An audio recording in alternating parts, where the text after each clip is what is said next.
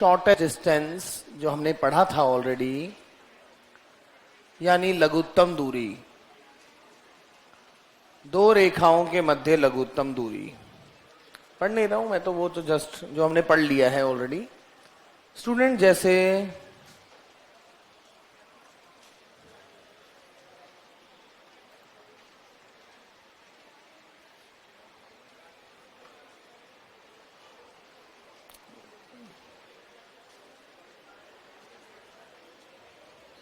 ठीक है,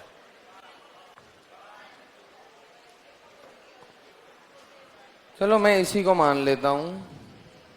ये जो ब्लैक सा मेरे पास है, मैं मान लेता हूं ये सीधा है। एक प्लेन ये रहा, एक प्लेन ये रहा, तीसरा प्लेन ये, चौथा, पांचवा, छठवां। मान लो ये बॉक्स है, क्यूब या क्यूबॉइड कुछ भी मान लो, ठीक है ना। अगर मैं इस प्लेन पर कोई लाइन बनाऊं और इस प्लेन पर कोई लाइन बनाऊं, एक प्लेन तो ये ऊपर पड़ा है, इस प्रकार सा कोई भी लाइन बनाऊं, और दूसरा प्लेन जो यहां साइड में पड़ा है, इस पर मैं कोई भी लाइन बनाऊं, तो आप ये देखेंगे ये दोनों लाइनें ना ही एक दूसरे के पैरेलल हैं और ना ही कभी एक दूसरे से इंटरसेक्ट करने वाली है। कोई और अच्छी चीज होती तो और आराम से देखते, बट जो भी है, यानी जब हम 3D में पढ़ते हैं, क्योंकि 2D में या तो दो लाइंस हमेशा पैरेलल रहेगी और या दो लाइंस जरूर और जरूर इंटरसेक्ट करेगी, जरूर और जरूर इंटरसेक्ट करेगी। जबकि 3D में हो सकता है एक लाइन ये हो और एक लाइन जैसे एक ऊपर वाले प्लेन पर हो, एक नीचे वाले प्लेन पर, जो ना ही कभी काटे और ना ही पैरेलल हो। ये इसका शॉर्टेस्ट डिस्टेंस होता है। जैसे रबड़ बैंड पड़ा है किसी के पास?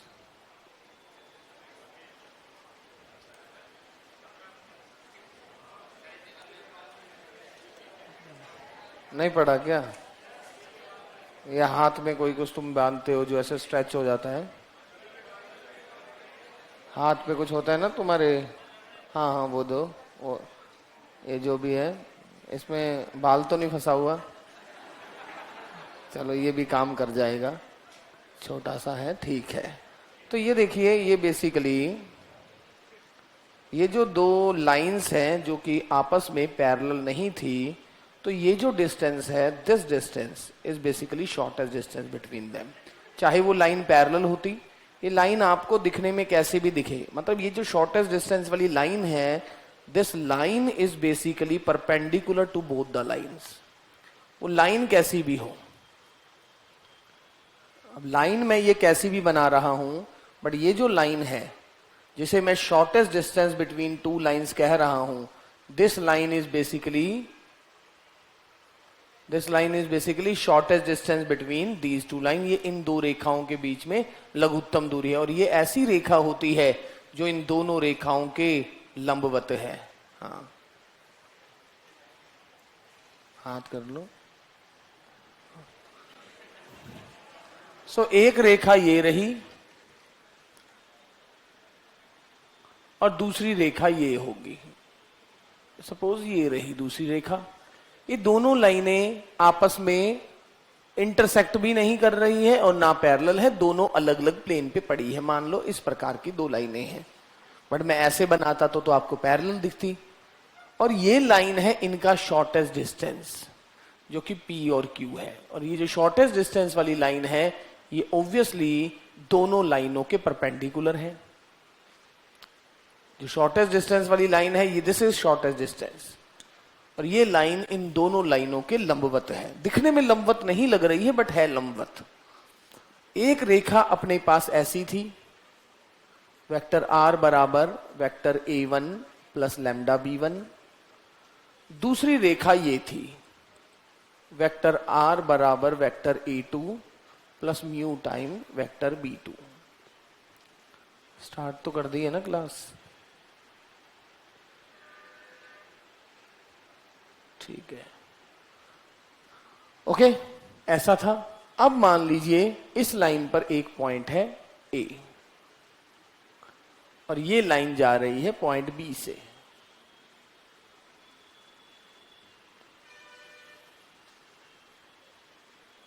अब आप देख सकते हैं स्टूडेंट्स, अगर ये वाली लाइन जो PQ है मुझे बेसिकली निकालना है, मेरा मेन उद्देश्य था फाइंड करना वेक्टर PQ।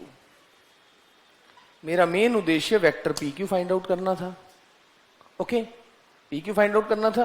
अब ये जो लाइन PQ है, क्योंकि अगर ये लाइन दे रखी है तो इसके पैरेलल वेक्टर B1 मुझे पता है, ये लाइन दे रखी है तो इसके पैरेलल मुझे वेक्टर B2 भी पता है, और ये लाइन ऐसी है जो वेक्टर P, जो पहली लाइन और दूसरी लाइन दोनों के परपेंडिकुलर है, यानी वेक्टर B1 और वेक्टर B2 के परपेंडिकुलर है। यानी बेसिकली ये जो आपका वेक्टर PQ है, this is basically proportional to vector B1 cross B2। एक ऐसा वेक्टर जो B1 और B2 दोनों के लंबवत है, चाहे मैं यहां लिख देता लैम्डा गुना वेक्टर B1 गुना B2, ऐसा ही है। तो मुझे इसकी बेसिकली लेंथ निकालनी है। अब आप देखिए, अब क्या किया मैंने, अब इसकी लेंथ निकालनी है। आपने वेक्टर में प्रोजेक्शन पढ़ा होगा। मान लीजिए ये रहा पॉइंट AB, ये रहा A1, ये रहा A2। प्रोजेक्शन का मतलब क्या होता है कि इसका जो, इससे जो परपेंडिकुलर ड्रॉ करूं इस वेक्टर B1 क्रॉस B2 पर, इससे जो परपेंडिकुलर ड्रॉ करूं, क्योंकि ये तो परपेंडिकुलर ही है वैसे भी, अरे ये लाइन तो परपेंडिकुलर ही है ना, ये दिख ऐसे रही है बट है तो परपेंडिकुलर। ये लाइन बेसिकली ऐसे है और ये रहा AB, आएगा ऐसे ही, हमें दिखने में ऐसा दिख रहा है, बट ये देखिए अगर मैं इसके प्रोजेक्शन की बात करता हूं, जिसे प्रक्षेप कहते थे हिंदी में, projection of AB on this vector, on this line, और वो क्या हो जाएगा, दिस इज बेसिकली PQ। ये निकाल रहा हूं। अब आप देखिए, सपोज कीजिए ये लाइन जो है इसके साथ एंगल थीटा बनाती है। अगर ये एंगल थीटा बनाती है तो आप देख रहे हो व्हाट इज कॉस थीटा। अगर दो वेक्टर्स के बीच में मुझे एंगल पता लगे, ये कौन सा वेक्टर है, वेक्टर A2 माइनस A1। दो वेक्टर्स के बीच में अगर मुझे एंगल पता है तो vector A dot B is equal to mod A mod B cos theta, ऐसा ही है ना। अरे दो वेक्टर्स के बीच में अगर थीटा एंगल है तो क्या होता है, A dot B, A dot B, A dot B upon mod A mod B।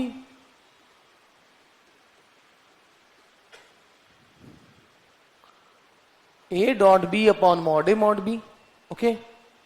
और मैं यहां पर लेंथ निकालना चाह रहा हूं, मैंने दोनों साइड कॉस थीटा का मैंने मॉड ले लिया, तो क्या बन गया, mod A2 minus A1 dot B1 cross B2 upon mod A2 minus A1 mod B1 cross B2।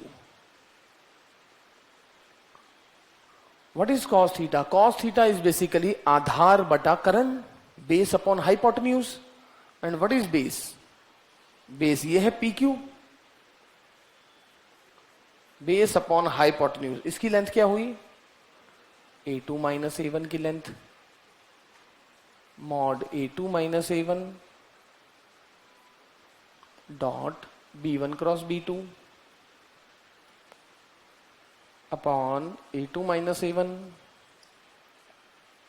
B1 cross B2, and cancel these two, and length of vector PQ becomes A2 minus A1 dot B1 cross B2 upon mod this.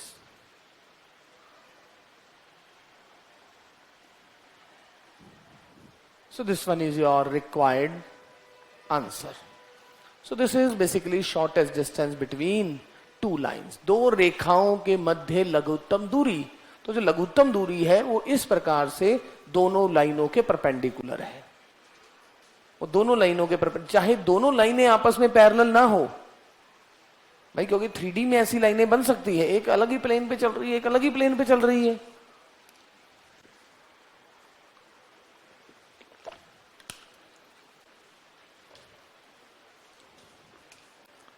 तो ये जो shortest distance है दो बिंदुओं के बीच में, sorry दो रेखाओं के बीच में, अब लघुत्तम दूरी फाइंड आउट कर सकते हैं। सो ये हमारा था स्ट्रेट लाइन और प्लेन। अब मैं थोड़ा आगे बढ़ता हूं, 3D में ही आगे बढ़ता हूं थोड़ा। स्ट्रेट लाइन और प्लेन ये था।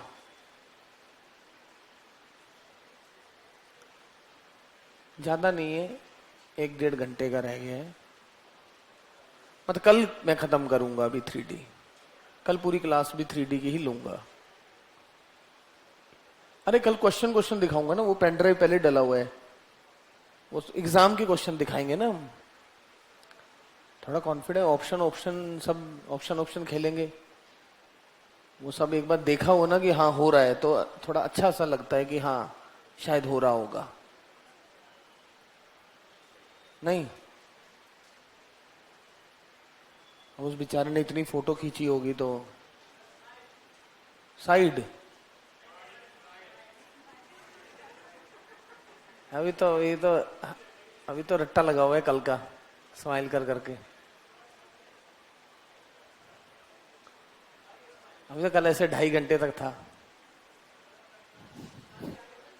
हाँ। 3D की प्रैक्टिस कहाँ से करनी है? कहीं से नहीं करनी। अच्छा, क्वेश्चन की प्रैक्टिस कोई भी किताब जो तुम्हारा मन कर रहा है, वैसे मैं दे दूंगा, बट जो मन कर रहा है वो किताब उठा लेना, जो मन कर रहा है। वरना अभी तो मैं सोच रहा था तुम रीट में लगे होंगे, इसलिए लोड भी नहीं दे रहा हूं। जैसे अभी भी एक बच्चे ने कहा था, सर यहाँ सब कुछ समझता हूँ बट घर जाके कॉपी बंद करके रीट की तैयारी करता हूँ। सही कह रहे हैं। मैं कोई उसको ऐसा सुन कह रहा हूँ ऐसा क्यों कर रहा है, नहीं। पेपर देने के बाद ऐसा बोलेगा तब तो मैं बोलूंगा भाई क्या कर रहा है, पढ़ ले, कि जयपुर ये करने आया है क्या। बट अभी ठीक है, अभी मैं भी सिचुएशन समझ रहा हूं। बढ़ू आगे ना? नहीं, वो तो वैसे उस बच्चे ने पूछ लिया था, तो नोट तो फटाफट करो।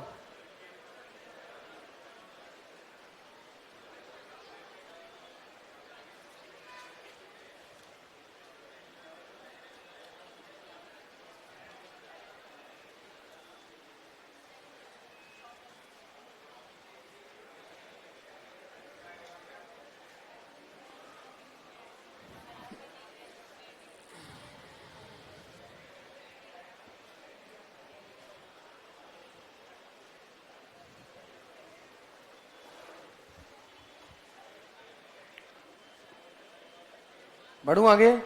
हाँ पुष्पेंद्र, हाँ रेखा, वेरी गुड।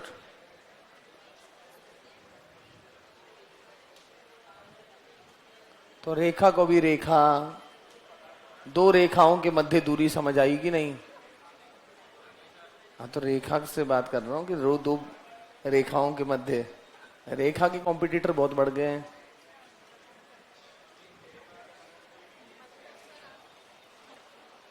सर ये क्लास ले लिया तो अब 3.5 वाली ले जरूरी नहीं है ना? जरूरी है।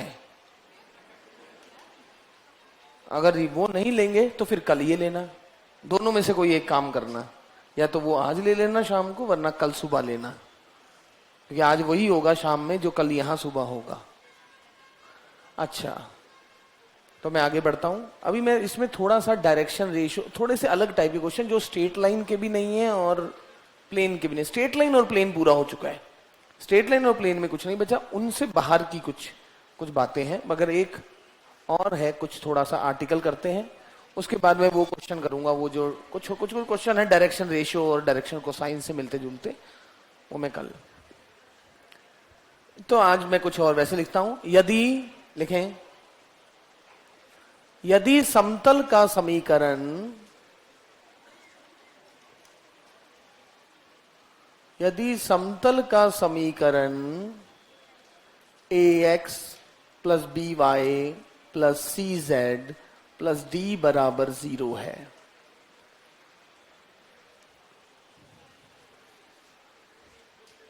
समतल का समीकरण यह है,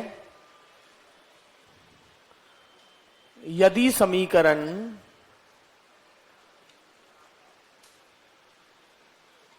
में इफ इन इक्वेशन, पहला लिखना है इफ इन इक्वेशन, सिर्फ इतना ही लिखना है। दूसरा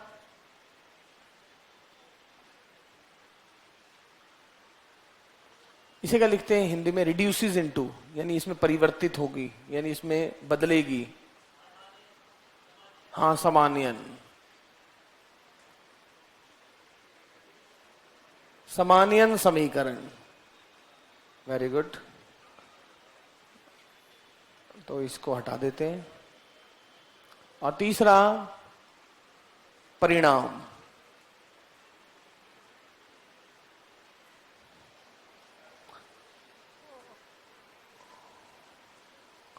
लीजिए। ओके,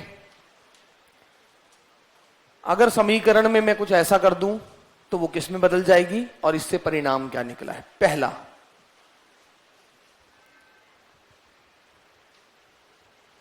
पहला है अगर d 0 हो जाए, फर्स्ट है अगर d 0 हो जाए।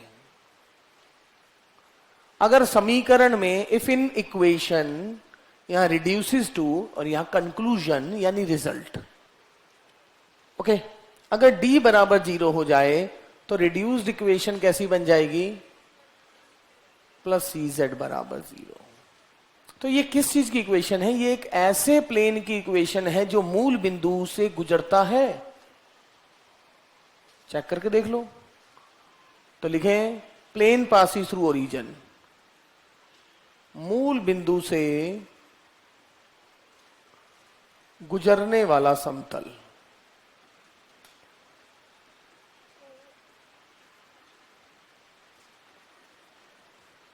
मूल बिंदु से गुजरने वाला समतल।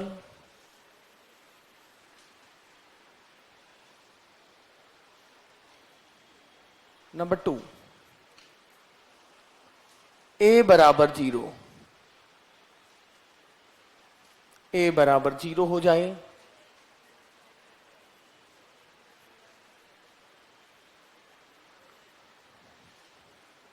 a बराबर 0 तो ये ऐसा हो गया।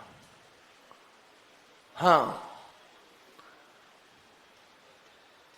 ये प्लेन है, इसका नॉर्मल कैसा है, 0 1 1। ये जो प्लेन आया है इसका नॉर्मल है 0 1 1, यानी ये जो प्लेन है इसके पर पैरेलल जो प्लेन है, इस नॉर्मल के पैरेलल जो प्लेन है वो है YZ प्लेन।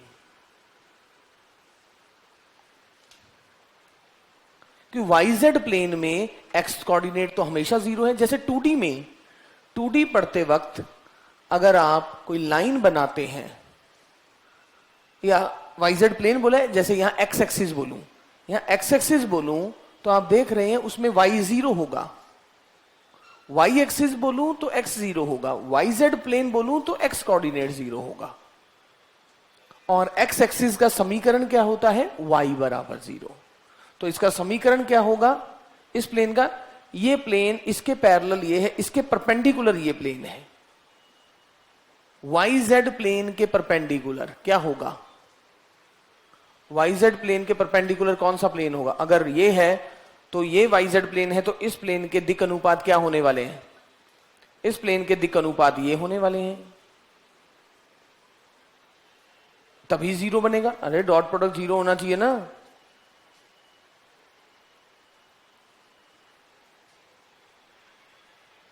एक सेकेंड, ये तो नॉर्मल आ गया।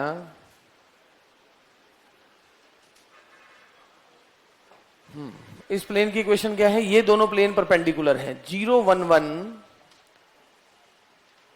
ये इसका, इस प्लेन का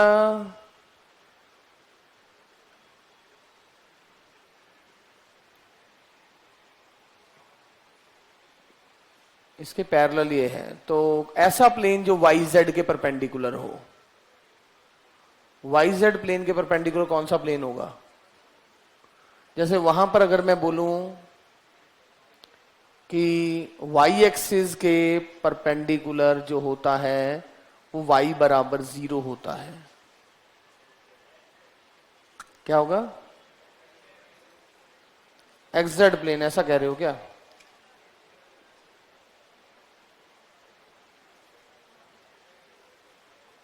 हमें तो इस प्लेन की इक्वेशन निकालनी है ना।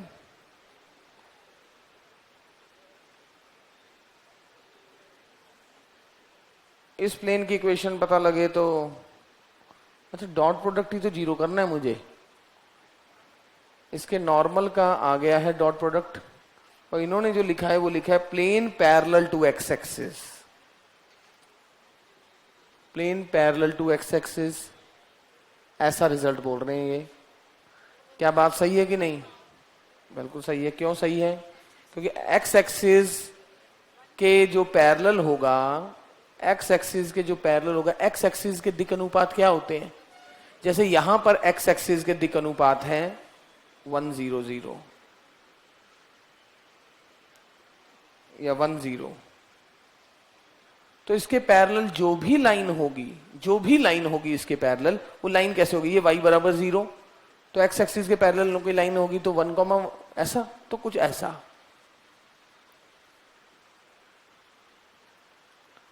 इसके पैरेलल लाइन यही रहेगी ना। इसके पैरेलल लाइन जो होगी उसमें खास बात है y हमेशा 1 है, y हमेशा 1 है। तो ये इक्वेशन कैसे लिखोगे? अगर x एक्सिस के पैरेलल लाइन की इक्वेशन लिखनी है, सर ये लाइन तो आप किसी भी पॉइंट से गुजार दो, वो तो आपकी मर्जी है, 1, 1, 5, 1, 7, 1, जो भी है। मेन बात है इस पूरी लाइन में y हमेशा 1 रहे और x कुछ भी हो सकता है, x कुछ भी हो सकता है। अरे इस पूरी लाइन में x क्या है? कुछ भी, मगर y हमेशा 1 रहे। तो y x एक्सिस या उसके पैरेलल कोई भी लाइन है तो उसके दिक् अनुपात 1, 0 है। आप देखिए ना, any point on this line k+1। अब k को सर चेंज करते जाओ, इस लाइन का अलग अलग बिंदु मिलेगा। अरे k को चेंज करता जाऊंगा, इस लाइन का अलग अलग बिंदु मिल रहा है कि नहीं? 3D में मैसेज तो पढ़ रहे थे लाइन का, मगर x एक्सिस या उसके पैरेलल कोई भी लाइन थी, उसके दिक् अनुपात हमेशा क्या है? 1, 0 है। ऐसा ही है। अरे ऐसा ही है ना। अब यहां क्या बोल रहे हैं? अब ये और देखो, प्लेन और उसका नॉर्मल परपेंडिकुलर है, इसका मतलब प्लेन के पैरेलल जो भी लाइन होगी वो भी इसके परपेंडिकुलर होगी। अब जो इसके परपेंडिकुलर होना है वो तो 100 टाइप का होगा। यानी ये जो प्लेन है ये क्या है? 100 के पैरेलल, यानी एक्स एक्सिस के पैरेलल। यानी यहां पर क्या आएगा? एक्स अक्ष के समांतर समतल, समांतर समतल। अब अपने हिसाब से मैं आपको 1 मिनट 2 मिनट दे रहा हूं, कुछ लिख लें जो भी आप बनाना चाहते हो, ताकि बाद में आप समझ पाओ, क्योंकि आपके लिए तो सिर्फ ये लाइनें लिखी होगी। आप जो लिखना चाह रहे हो अपने हिसाब से कि मैं बाद में समझ जाऊं, क्योंकि आपके लिए बाद में मैं तो ये डिलीट कर दूंगा, आपके लिए तो सिर्फ लाइन लाइन लिखी रह जाएगी एक टाइम के बाद। तो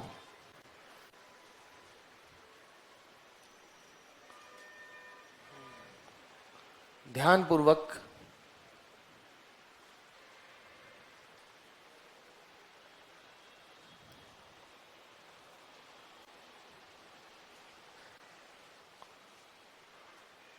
क्योंकि मैंने आपको 2D में भी दिखा दिया है इक्वेशन, क्योंकि 2D तो हम हमेशा देखते रहे हैं। तो एक्स अक्ष के plane parallel to X axis, plane parallel to X axis,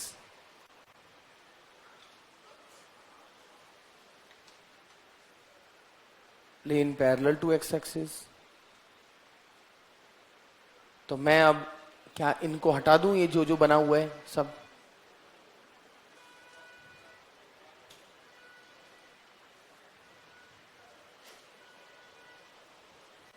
कि मुझे तो चार्ट इसी में पूरा करना है।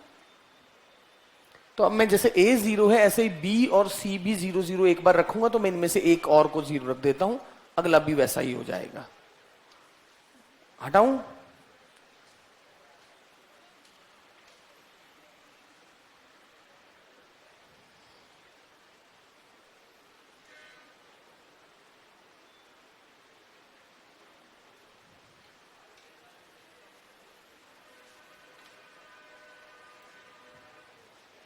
थर्ड, b बराबर 0, तो इक्वेशन रिड्यूस हो जाएगी इसमें। जरा अच्छे विद्यार्थियों की तरह एक बार चेक कर लो, क्या वास्तव में अगर ये एक्स अक्ष के समांतर था तो वाई अक्ष के समांतर समतल आया कि नहीं। Plane parallel to Y axis, देखिए अब ये रहा प्लेन। अब इस प्लेन की इक्वेशन ये बोली है तो इसका नॉर्मल के जो दिक अनुपात हैं वो क्या है, नॉर्मल के दिक अनुपात a, 0, c, a, 0, c, okay, a, 0, c। तो जो भी इसका पैरेलल प्लेन है, जो भी इसके पैरेलल प्लेन है,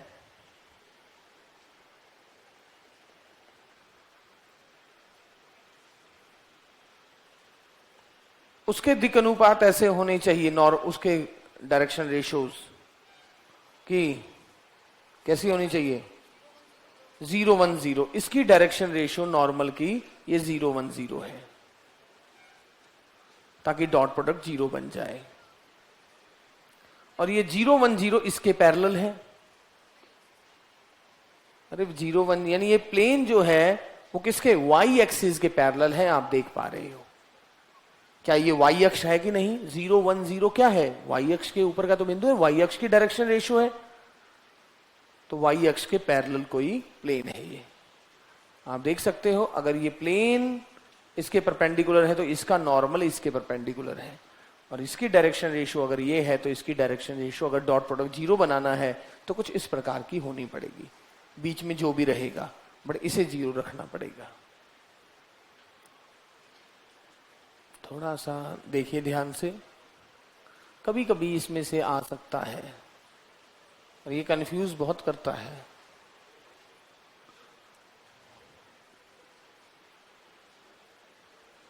फिर 1 मिनट दे रहा हूं, 1 मिनट तक फिर रुक रहा हूं मैं।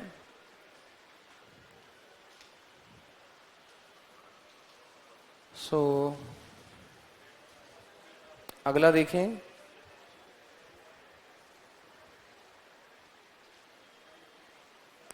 A0 D0, चाहे इसको 2D से कंपेयर करें चाहे 3D से, A0 और D0 जैसा एक होगा ना, A0 D0, वैसे ही B0 D0 C0 D0 वो तो एक जैसे होंगे जैसे ये लिखा है। तो A0 D0 तो क्या आया,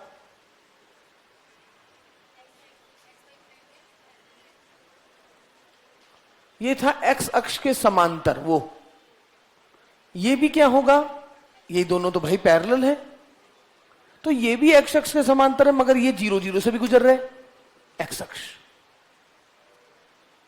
से गुजरने वाला समतल, यानी एक्स अक्ष को समाहित करने वाला समतल। अरे वो प्लेन था एक्स एक्सिस के पैरेलल, अब एक्स एक्सिस के पैरेलल तो ये सारे प्लेन है, मगर ये 0, 0 को भी संतुष्ट कर रहे हैं। अब 0, 0 कहां है, एक्स एक्सिस के ऊपर ही तो है भाई, होना एक्स। अगर मैं एक लाइन बनाऊं जो एक्स एक्सिस के पैरेलल है 2D में, मगर वो 0, 0 से भी जा रही है, क्या होगा, 0, 0 से भी जानी चाहिए और एक्स एक्सिस के पैरेलल भी हो, तो क्या है, सिर्फ एक्स एक्सिस ही तो है। तो एक्स अक्ष को समाहित करने वाली, तो लिखें plane passes through X axis, या plane containing X axis, X अक्ष को समाहित करने वाला समतल।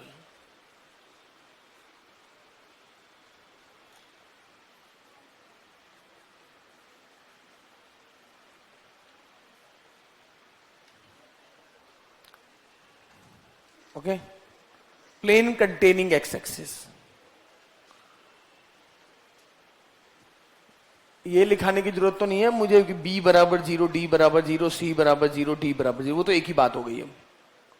अरे जैसे ये दोनों एक जैसे लिखे थे वैसे B0 D0,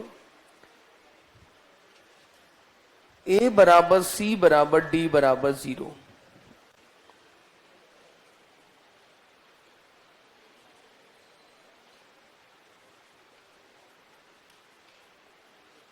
ये क्या है? ये क्या होता है पता है ना? गणित के विद्यार्थी हैं भाई, ये क्या होता है? 5। ये कौन सा न्यूमरल है? ना तुम तो रीट वाले बंदे हो ना, तुम्हें तो सब पता ही होगा ना। और ये कौन से न्यूमरल होते हैं 0 से लेकर 9 तक? ये हिंदू अरेबिक न्यूमरल होते हैं। सबसे पहले हिंदूज ने इसको काम में लिया था, फिर उसके बाद अरेबियंस जो थे उन्होंने भी इसको माना। ऐसे कितने रोमन न्यूमरल कितने होते हैं? 7। 7 होते हैं ना। एक ये, एक ये, एक ये, एक ये 7 होते हैं। कैपिटल एक्स कभी भी 3 से ज्यादा बार एक साथ नहीं आता है, सबसे ज्यादा 3 बार ही आता है। वी तो कभी रिपीट करता ही नहीं है।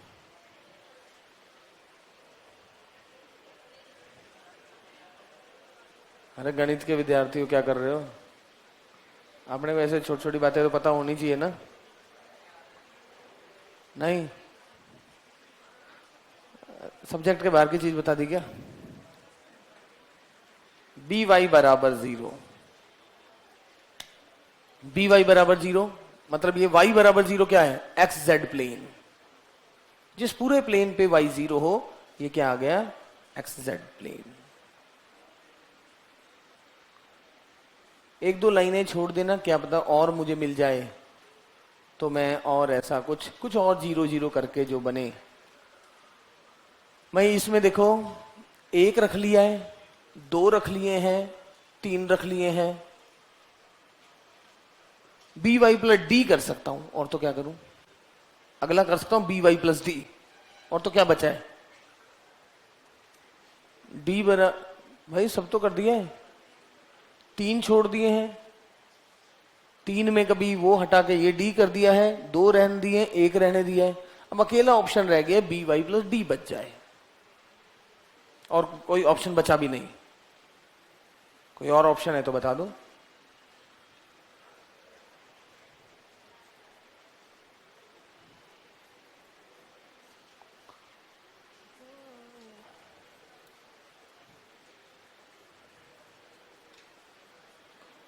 y बराबर 0 था, ये जैसे x एक्सिस था y बराबर 0, ये क्या है? y बराबर माइनस डी अपॉन बी। यानी इस बार वाइज एक्स जेड प्लेन जो था, ये रहा मान लो एक्स जेड प्लेन, ये रहा एक्स एक्सिस, ये रहा।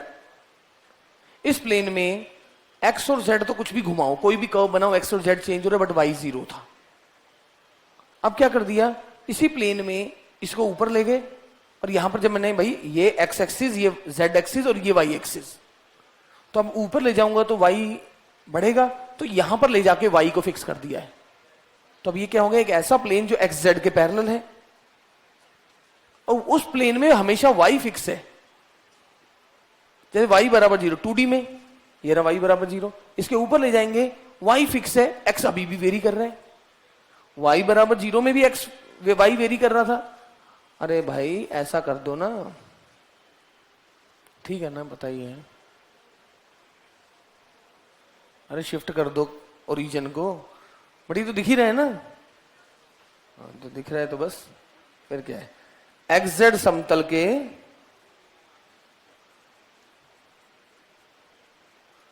समांतर समतल।